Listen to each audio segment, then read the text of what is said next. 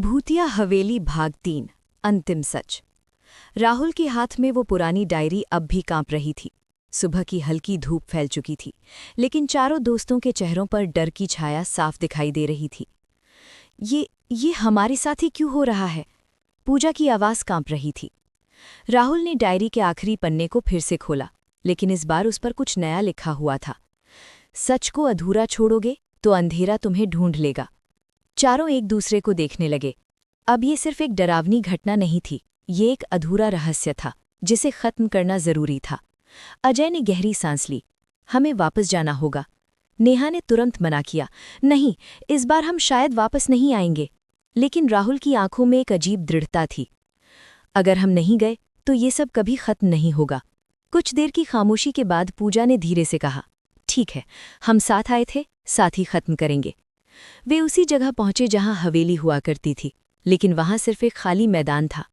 अचानक डायरी अपने आप खुल गई और उसमें से हल्की नीली रोशनी निकलने लगी। हवेली यहाँ नहीं है, अब वो तुम्हारे अंदर है, एक गूंजती हुई आवाज आई।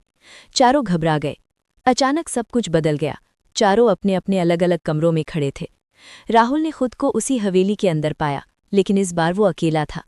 दीवारों पर उसकी अपनी परछाइयां थीं जो हिल रही थीं। तुम सच से भाग नहीं सकते, आवाज गूंजी। अजय के सामने उसका बचपन का एक डर खड़ा था, एक हादसा जिसे वो भूल चुका था।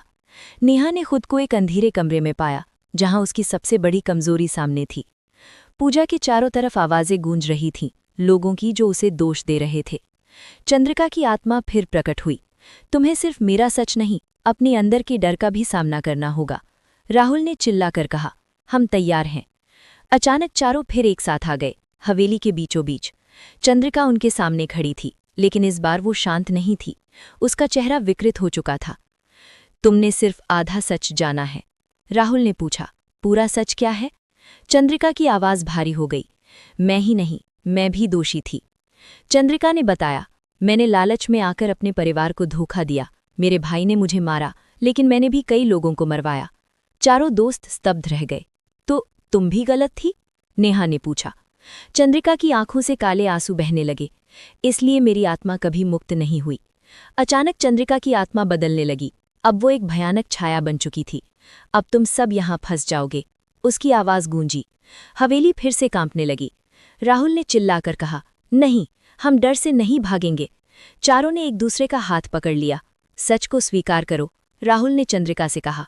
कुछ पल के लिए सब शांत हो गया। चंद्रिका की छाया धीरे धीरे शांत होने लगी। उसकी आंखों में अब गुस्से की जगह पछतावा था।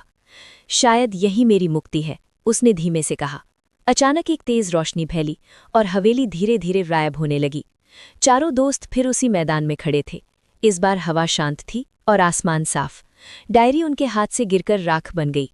नेहा ने धीरे से कहा, अब सब खत्म हो गया? राहुल ने मुस्कुराकर कहा, हाँ, इस बार सच में। जैसे ही वे वहां से जाने लगे, राहुल के फोन में एक नया मैसेज आया। Unknown number. क्या तुम सच में मानते हो कि सब खत्म हो गया? राहुल का चेहरा सख्त हो गया। उसने धीरे से पीछे मुड़कर देखा। मैदान के बीचों बीच एक परछाई फिर से खड़ी थी। समाप्त या फिर नहीं? Part 4 will be soon.